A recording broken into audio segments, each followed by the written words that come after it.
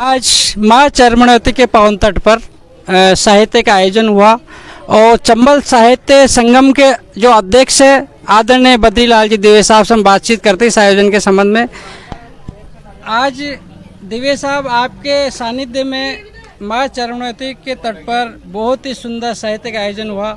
साहित्यिक पुत्रों को आपने यहाँ पे सम्मानित किया। उदयपुर से झीलों की नगरी से हमारे बीच में किरण को आपने यहाँ बुलाया उनकी साहित्यिक सेवा को देखते हुए, और हमारे जो हाड़ौती के रामदयाल जी मेहरा जो वरिष्ठ साहित्यकार है उनको आपने साहित्य सम्मान 2025 यहाँ पे दिया। तो हम आपसे इस साहित्यिक आयोजन के बारे में कुछ बातचीत करना चाहते हैं। इस आयोजन को आप कितने समय से करते आ रहे हो? इस आयोजन को हम 2018 से मेरे पिता श्री धन्नालाल जी मेहरा की पावन स्मृति में दो साहित्यकारों को हम सम्मानित करते आ रहे हैं, जिसमें एक महिला साहित्यकार और एक पुरुष साहित्यकार होती है। आज आपने जिन दो साहित्यकारों का सम्मान किया, उदयपुर से जो किरण पधारे, तो उनकी क्या साहित्यिक सेवा देखी आपने? उनके किस स्वरूप में उन्होंने जो साहित्य की सेवा की और उसके जो आधार थे उस आधार पर उनको चुना, उसके बारे में थोड़ा विस्तार से बता। किरण जी को मैं आज से नहीं बहुत सालों से जानता हूँ। उनकी कई पत्र पत्रिकाओं में उनकी रचनाएं प्रकाशित होती थी, उनके आलेख भी प्रकाशित होते थे। और जब अभी मैं उदयपुर गया, मेरा भी वहाँ सम्मान हुआ था राजस्थान साहित्य अकादमी उदयपुर में अदबी उड़ान राष्ट्रीय राजस्थानी भाषा पुरस्कार, तो वहाँ पर वो आई थी। उनसे मेरी बहुत विस्तृत बातचीत हुई। उस सम्मान की वह विशिष्ट अतिथि थी, तो मैंने उनके साहित्य को वहाँ पर देखा, उनको जाना, उनसे बातचीत हुई। तो हमने वहीं तय कर लिया था कि जब हम एक महिला को जब हम सम्मानित करते हैं तो क्यों नहीं हम किरण बाला जी को ये सम्मान दें, और उन्होंने उनकी स्वीकृति उसी समय दी थी। साहित्य उनका बहुत विस्तृत है, बहुत देश में भी और विदेशों में भी वह साहित्य के क्षेत्र में मतलब जानी जाती है। दूसरा जो व्यक्तित्व तो आप सम्मानित होने वाले रामदयाल जी मेहरा, जो हमारे हाड़ौती से आते हैं, हाड़ौती के मनोर थाना बेल्ट से वो आते हैं। रामदयाल जी मेहरा का जो कर्मस्थली है वो साहित्यिक क्षेत्र में रही है, जहाँ साहित्य का आयोजन होता है उस बीच में लंबे समय तक वो रहे। और जैसे भारतीय हिंदू समिति से उनका काफ़ी लगाव रहा, वहाँ पे उनकी कर्मभूमि भी रही है, वहाँ से उन्होंने शायद साहित्य की यात्रा प्रारंभ की है। तो रामदयाल जी मेहरा के तो व्यक्तित्व और कृतित्व के बारे में जो आप जितना जानते हैं शायद आम जनता नहीं जानती होगी, और आज आपके द्वारा उनको जो सम्मानित किया गया, चंबल साहित्य श्री सम्मान 2025 दिया गया, तो उनके व्यक्तित्व के ऊपर हमें थोड़ा विस्तार से बताएं। रामदयाल जी मेहरा को मैं सन 1984 से जानता हूँ। क्योंकि मैं भी 1980 से मैंने लेखन प्रारंभ कर दिया था, तो मैं एक बार मांगरोल से जब मेरी पोस्टिंग थी तो मैं वहाँ से आया, और हर संडे को भारतीय हिंदू समिति में एक गोष्ठी आयोजित होती थी। तो मैं भी जब मंच तक मैं पहुँचा नहीं था, तो मैं भी ऐसे अनायास ही इनके घर पर गोष्ठी में जाने के लिए इनके आवास पर रामपुरा इनके घर पर गया।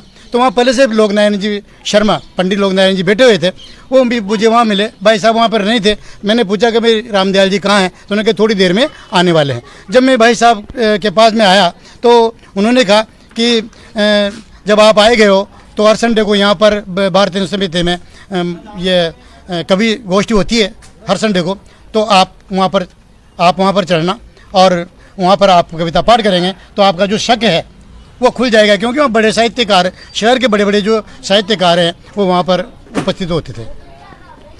जैसा मैं अभी ज्ञात हुआ आयोजन में कि आप इतना बड़ा जो आयोजन करते हो, साहित्य का आयोजन आपके माता और पिता की स्मृति में करते हो, और इसका जो बजट है शायद जहाँ तक हमें सुनने में आया कि आप स्वयं वहन करते हो। तो आज के समय में अपने माता पिता की स्मृति के लिए बहुत कम ऐसे लोग होते हैं, उनकी स्मृति को जीवित रखने के लिए इतनी बड़ी रकम खर्च करते हैं।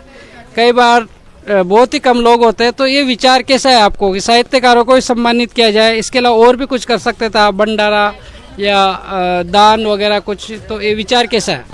किसी न किसी व्यक्ति की अपने माता पिता के प्रति श्रद्धा होती है। और जहाँ आपने प्रश्न किया कि भाई कोई दूसरा आयोजन भी कर सकते थे, तो चूंकि मैं साहित्यकार हूँ जैसे मैंने ये बात अभी इसमें जब मैं बोल रहा था तब भी मैंने ये बात कही थी कि कोई जैसे डॉक्टर्स होते हैं तो उनकी सोच होती है कि भाई रक्तदान शिविर लगाया जाए। कोई शिक्षक होता है तो कोई शिक्षक कोई बच्चों के लिए कोई प्रतियोगिता आयोजित करवाता है। कोई वकील हो तो वो उसके लिए कहीं न्याय का मतलब कहीं पर भी वो हाँ न्याय शिविर लगा सकता है। तो मैं एक साहित्यकार होने के नाते मैंने सोचा कि क्यों नहीं मैं साहित्यकार होने के नाते मैं मेरे पिताजी की स्मृति में कोई 2 साहित्यकारों को सम्मानित करूं। तो मैंने ये मेरे अंदर एक केवल श्रद्धा है और माता पिता के प्रति हर व्यक्ति की श्रद्धा होती है और होनी भी चाहिए। जिन माता पिताओं ने हमें इस योग्य बना दिया। मैं तो जब गांव में रहता था, जब मैं पढ़ता था, जब मैं छोटा सा था, मैंने कभी कल्पना भी नहीं की थी कि भाई मैं प्रिंसिपल तक पहुंच जाऊंगा, लेकिन उनका आशीर्वाद था, मेरे माता पिता का आशीर्वाद था। और मैं अगर उनके लिए ये इतना सा भी नहीं कर सकूँ तो फिर हमारा जीवन में रहना न रहना एक व्यर्थ है। और ये सोच करके एक साहित्यकार होने के नाते हमने मेरे पिताजी की स्मृति में 2 साहित्यकारों को सम्मानित करने की मतलब एक योजना तैयार की। आप खुद राजस्थानी भाषा के वरिष्ठ साहित्यकार हो और आज इस सम्मान समारोह में आपकी जो कृति है स्वर्ग और नर्क का विमोचन यहाँ हुआ, तो आपकी कृति के बारे में क्या कहना चाहेंगे आप? कृति का लेखन कैसे प्रारंभ हुआ और इसके बारे में हमें बताइए।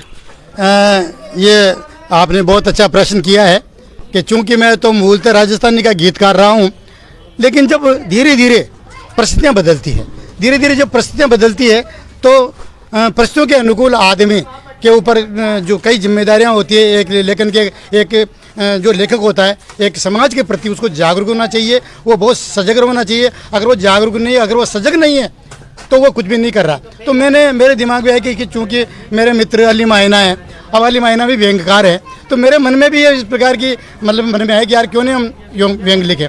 कड़कोलिया से कड़कोलिया पे कड़कोलिया, अभी मेरा कुछ दिनों महीनों पूर्व एक मेरा मतलब व्यंग्य संग्रह आया, वो बहुत काफ़ी चर्चित रहा है, काफ़ी चर्चित रहा। ऐसे ही मेरे क्यों नहीं एक हिंदी में भी एक व्यंग्य संकलन आना चाहिए। तो मैंने इस बात को मानते हुए जो समाज के अंदर जो विकृतियाँ हो रही है, अगर कोई समाज के अंदर जो विद्रूपताएँ हैं, अगर एक रचनाकार उन विद्रूपताओं पर एक मतलब जो इस प्रकार की जो विषमताएँ हैं अगर उनको ऊपर वो नहीं लिखता है तो उसका लेखन व्यर्थ मानता हूँ मैं। इसलिए मैंने मानते हुए एक स्वर्ग और नर्क जो एक इसके शीर्षक से लगता है कि ये एक व्यंग्य की किताब है और मैंने इसके ऊपर लेखन किया और इसमें लगभग मतलब 52 के लगभग इसमें कविताएँ शामिल है, जिसका आज लोकार्पण हुआ। आज आपके द्वारा हाड़ौती के जो वरिष्ठ साहित्यकार है मुकुट मणिराज जी का सम्मान किया गया। सम्मान का कारण था कि केंद्रीय साहित्य अकादमी से उनको उनकी जो पुस्तक है गाँव और अम्मा को 1 लाख रुपए का पुरस्कार केंद्रीय अकादमी द्वारा दिया गया है और इस मंच के माध्यम से उनका सम्मान किया गया। तो आप मुकुट जी मणिराज जी का जो व्यक्तित्व है उससे किस रूप में प्रभावित हो? भाई आदरणीय भाई साहब मुकुट मणिराज जी तो एक सभी के दिलों पर बसने वाले व्यक्ति हैं और मैं जहाँ तक समझता हूँ कि ये सम्मान तो उनको बहुत काफ़ी पहले मिल जाना चाहिए। मैंने कई बार उनसे जब मैं बात करता था, जब अकादमी के अध्यक्ष जो बनाए जाते थे, तो मैंने कहा कि भाई साहब आपको तो अकादमी का अध्यक्ष होना चाहिए। तो वो हमेशा ये कहते थे कि यार यही तो नहीं होता। लेकिन क्योंकि उनका जो लेखन है वो बहुत उत्कृष्ट कोटि का है, चाहे वो राजस्थानी का हो चाहे वो हिंदी का हो। भाई साहब को मैं सन 84 से अच्छी तरह से जानता हूँ। मैंने उनकी जब मैं छपरा जब मेरी नौकरी थी, जब हम उधर से आते थे तो उनसे कई बार मिलते थे। तो मैं जब उनको गीतों को सुनता था, उनकी मधुर आवाज़ को सुनता था, तो मेरे जो मन में एक उत्कंठा थी कि यार क्यों नहीं हम ऐसे गीत लिखें। और ये सोच करके हम मैंने भी राजस्थान से पहले शुरुआत की। और जहाँ तक सम्मान का प्रश्न है, ये सम्मान तो उनका एक हक है और उनको मिलना ही चाहिए। इस सम्मान के वो हकदार थे और वैसे भी वो एक अपने आप में एक सम्मानित व्यक्तित्व है। इस प्रसन्नता से हमने पहले योजना बनाई थी कि जब हम 2 लोगों का सम्मान कर रहे हैं तो क्यों नहीं उनका भी सम्मान किया जाए। तो हमारी समिति ने निर्णय लिया था कि 2 लोगों का तो हम सम्मान कर रहे हैं, उनके साथ साथी भाई साहब का भी हम सम्मान करेंगे। और वैसे मैं तो घर पे जाकर उनका मेरे प्रति बहुत गहरा प्रेम है, लगाव है शुरू से ही, और अब भी बहुत गहरा है। तो मैं तो घर पे जाकर भी उनका वैसे भी मतलब जो मुझसे हुआ तो मैं तो उनके मैंने दर्शन भी हो जाएंगे और उनको सम्मान भी कराएंगे। और रही बात है केंद्रीय साहित्य अकादमी सम्मान की बात, तो ये हमारे लिए बहुत गौरव की बात है, हमारे हाड़ौती संभाग के लिए गौरव की बात है। और वो हमारे पथप्रदर्शक हैं, हमारे मार्गदर्शक भी रहे हैं और ये पूरे राजस्थान में उनको बहुत ही लोकप्रिय के रूप में मानते हैं। ये थे बद्रीलाल जी दिव्य, चंबल साहित्य संगम के अध्यक्ष। मयूर टाइम्स न्यूज़ चैनल के लिए बात करने के लिए आपका बहुत बहुत आभार, बहुत बहुत धन्यवाद। बहुत बहुत साहित्य संगम द्वारा साहित्यकारों का सम्मान हुआ, उसमें उदयपुर की वरिष्ठ साहित्यकार श्रीमती किरण जी किरण और हमारे वरिष्ठ कोटा के साहित्यकार रामदयाल जी मेहरा को सम्मानित किया गया। आइए हम रामदयाल जी मेहरा जी से कुछ बातें करते हैं और उनके साहित्यिक यात्रा के बारे में हम जानते हैं। आज आपका जो सम्मान हुआ, इस सम्मान को पाकर आपको कैसा महसूस हो रहा है? साहित्य का सम्मान पाना गर्व की बात होती है और एक जिम्मेदारी की बात भी होती है। सम्मान के बाद आदमी को, कवि को, लेखक को और अधिक जिम्मेदारी से साहित्य सर्जन के लिए तैयार रहना पड़ता है और उस जिम्मेदारी को कैसे पूरा करे, उसके लिए और अच्छी रचना के माध्यम से वो समाज को श्रेष्ठ बनाने की प्रेरणा दे, ऐसी मेरी भावना। आपकी साहित्यिक यात्रा काफ़ी लंबी रही है और आप कोटा के अंदर भारतीय हिंदू समिति में भी आपने साहित्यिक सेवा की, आपकी कर्मस्थली रही है, उसके बाद आप उदयपुर रहे हैं। तो आपकी जो साहित्यिक यात्रा अभी तक की है, इसके बारे में आप क्या कहना चाहते हैं? लेखक को लेखक बनाया नहीं जाता है। कविता परमात्मा की देन होती है और अंकुरण बचपन से होता है, पर उसको एक माहौल, एक अवसर की तलाश रहती है लेखक को। तो भारतीय हिंदू समिति के माध्यम से, साहित्य संगोष्ठियों के माध्यम से मेरी यात्रा प्रारंभ हुई।